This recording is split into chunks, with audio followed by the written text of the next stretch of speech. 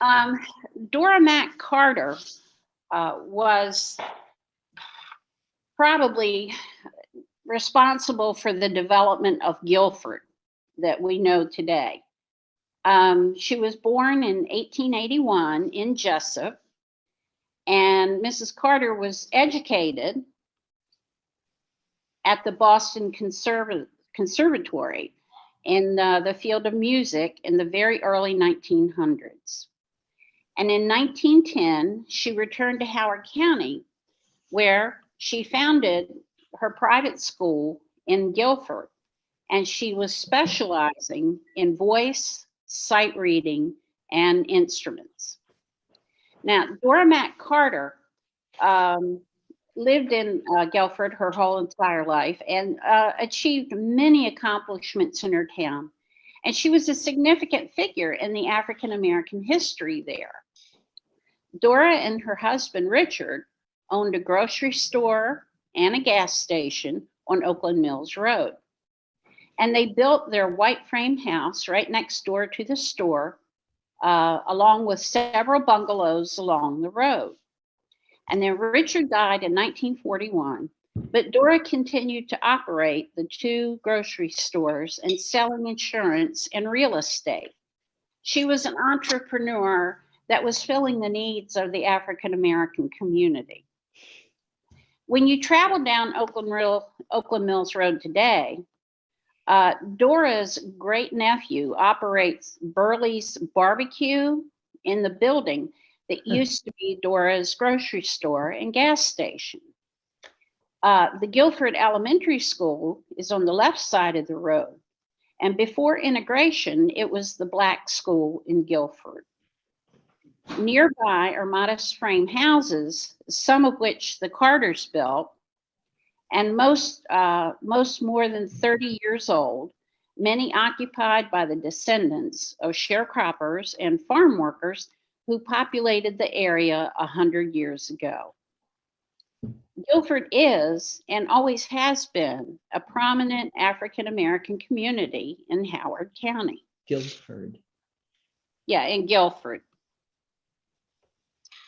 There are two structures that dominate the neighborhood.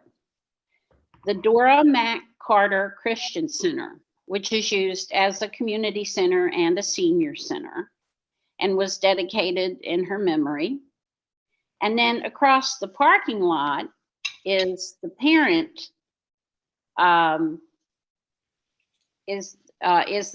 church of the First Baptist Church of Guilford.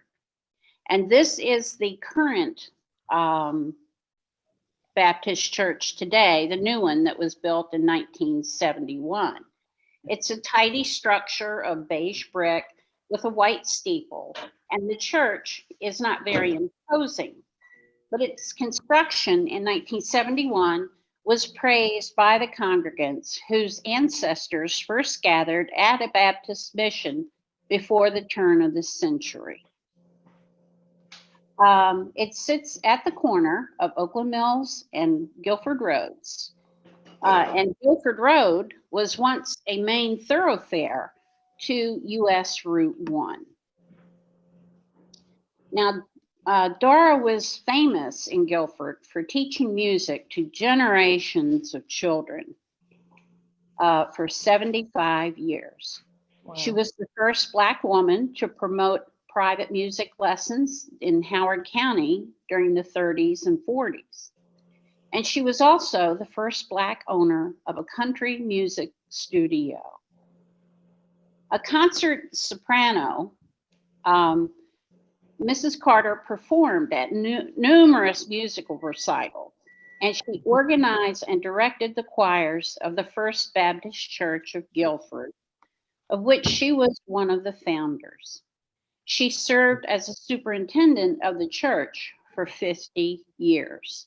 And when she did her choir practice and her concerts, she did it in the original First Baptist Church. And then later on, when they built the new current church, she would do it there. but she died shortly after that was built. That was built in 71, and she died in 1979.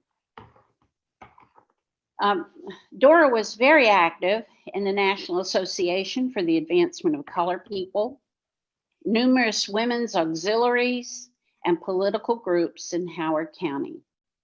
The Dora Mack Carter Christian Center is located down the street from her former home to honor her for all of her contributions to the community.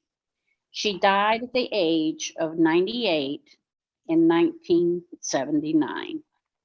So you can see that Dora certainly had a tremendous influence on the town of Guilford.